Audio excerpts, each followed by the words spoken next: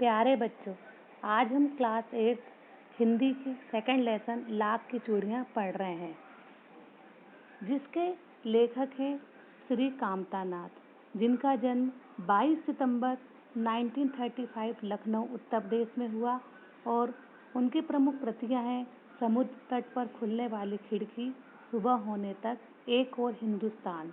उन्हें सम्मान मिला। सबसे पहला सम्मान मुक्तिबोध पुरस्कार, यशपाल पुरस्कार, साहित्य भूषण पुरस्कार और उनकी मृत्यु 7 दिसंबर 2012 लखनऊ उत्तर प्रदेश में हुई।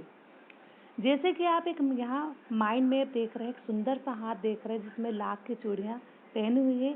इस लाख की चूड़ियाँ लेसन में हम नए शब्द पढ़ेंगे, संज्ञा किस संज्ञा का प्रयोग किया गया है, विशेषण एवं इसकी क्या शिक्षा है, इस माइंड मैप के द्वारा हम पढ़ेंगे।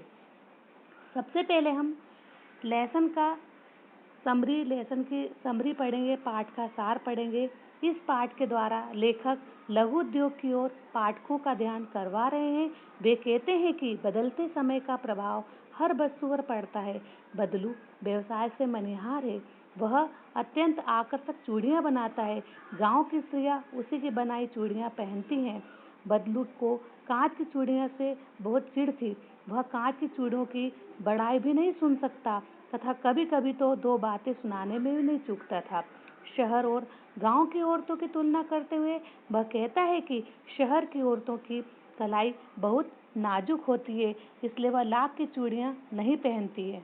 लेखक अक्सर गांव जाता है तो बदलू काका से जरूर मिलता है, क्योंकि उसे लाख की गोलियां बनाकर देता है, परंतु अपने पिताजी की बदली हो जाने या उनका ट्रांसफर हो जाने की वजह से वह काफी दिनों बाद ही गांव आता है।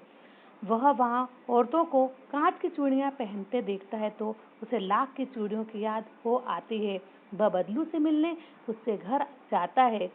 बातचीत के दौरान बदलू उसे बताता है कि लाख की चूड़ियों का व्यवसाय मशीनी युग आने के कारण बंद हो गया है और कांच की चूड़ियों का प्रचलन बढ़ गया है।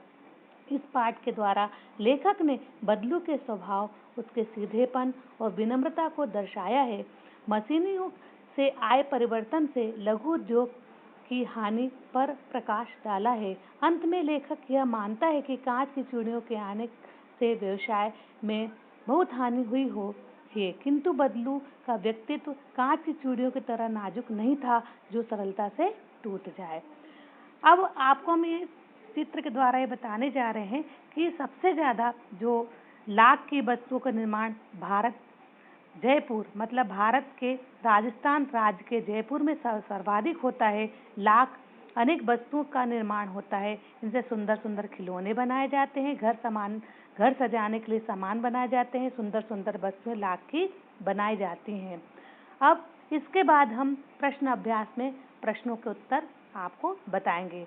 सबसे पहला क्वेश्चन है, बचपन में लेखक अपने मामा के गांव चाव से क्यों जाता था और बदलू को बदलू मामा न कहकर बदलू काका क्यों कहता था? आंसर, बचपन में लेखक अपने मामा के गांव चाव से इसलिए जाता था क्योंकि वहां बदलू से लाख की गोलियां बनाकर देता था जो उसे पसंद थी। लेखक उसे बदलू मामा न कहकर बदलू काका इसलिए कहता था क्योंकि गांव के सभी बच्चे उसे बदलू काका कहते थे। सेकंड क्वेश्चन है, वस्तु विनिमय क्या है? विनिमय की प्रचलित पद्धति क्या है? वस्तु विनिमय एक पुरानी व्यापार पद्धति है जिसमें वस्तु के बदले वस्तु दी जाती है। पुराने समय में वस्तु बदले में पैसे का लेन देन नहीं होता था। आधुनिक व्यापार पद्धति में वस्तु के बदले धन का लेन देन होता है। थर्ड क्वेश्चन है, मशीनी युग ने कितने हाथ काट दिए? इस पंक्ति में लेखक ने किस व्यथा की ओर संकेत किया है? आंसर, मशीनीकरण के कारण हस्तशिल्प पर बहुत बुरा प्रभाव पड़ा है। मशीनों के आ जाने से कई लोगों की आमदनी साधन न रहा, लोग बेरोजगार हो गए, पैतृक व्यवसाय बंद हो गया है। ऊपर लिखी जो वस्तु है दिशा में की ओर संकेत करती है। लाख की चूड़ियों का व्यवसाय बंद हो गया है, इसका उसके जीवन पर बहुत बड़ा प्रभाव पड़ा है, उसकी आर्थिक स्थिति स्वास्थ्य बिगड़ गया है। क्वेश्चन फोर्थ है, बदलू के मन में ऐसी कौन सी व्यथा थी जो लेखक से ना छिपी जा रह सकी? मशीनीकरण के आने तथा कांच की चूड़ियों के प्रचलन एवं गांव की औरतों के कांच की चूड़ियों के पहनने के कारण बदलू का व्यवसाय बिल्कुल बंद हो गया। उसकी आर्थिक स्थिति भी खराब हो गई। अपना पैतृक काम खो देने की व्यथा लेखक से नहीं छिपी रह सकी। क्वेश्चन 5 है, मशीन युग से बदलू के जीवन में क्या बदलाव आया? मशीन युग के कारण बदलू का सुखी जीवन दुख में बदल गया। गांव की सारी औरतें कांच की चूड़ियां पहनने लगी थी। बदलू की कला को अब कोई नहीं पूछता था। उसकी चूड़ियों की मांग अब नहीं रही थी। इसी कारण शादी ब्याह से मिलने वाला अनाज, कपड़े तथा अन्य उपहार भी नहीं मिलते थे। उसकी आर्थिक हालत बहुत ही बिगड़ गई थी, खराब हो गई थी, इसलिए उसके स्वास्थ्य पर बुरा असर पड़ रहा था। अब हम इस लाख की चूड़ियों में जो भी नए शब्द आए हैं उसे हम इस प्रकार से पढ़ेंगे। सबसे पहला शब्द है लाख यानी लाह, चाव यानी खुश, गोलियां यानी कंचे, पैतृक का मतलब होता है पिता संबंधी, वास्तव यानी हकीकत, खपत यानी बिक्री, मोह यानी आकर्षित, सहन यानी आंगन, वृक्ष यानी पेड़, भट्टी यानी अंगीठी, दहकती यानी जलती, चौखट यानी लकड़ी का चौकोर टुकड़ा, सलाख यानी धातु की छड़, बेलनुमा मुंगेरिया यानी गोल लकड़ी, पश्चात यानी बाद में। अब इस लेसन में हम आपको एक छोटी सी एक्टिविटी देंगे, वो आपको क्लास में ही करना है। कुछ सामान आपको घर से बुलाया जाएगा और आप उसे यहाँ उस सामान से, पुरानी चूड़ियों से आप नई चूड़ियाँ बना सकती है। अपने घर में जो अपने पुरानी चूड़ियाँ होती है ना, उसे आपको लाना है।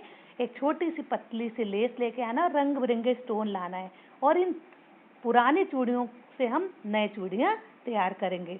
और सेकंड आपकी एक्टिविटी है लाख की चूड़ियों के अतिरिक्त क्या क्या चीज़ें लाख से बनती हैं, उसे इस पर हम लेख तैयार करेंगे और इस पर हम जो है डिस्कस करेंगे।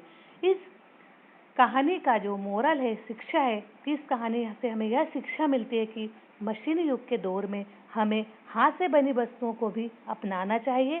भारत के धरोहर हथकरघा उद्योगों को बढ़ावा देना चाहिए। लोगों को अपने पूर्वजों के उद्योग धंधों को बंद न करके नवीनीकरण द्वारा उन्हें आगे बढ़ाने का प्रयास करना चाहिए। थैंक यू, धन्यवाद।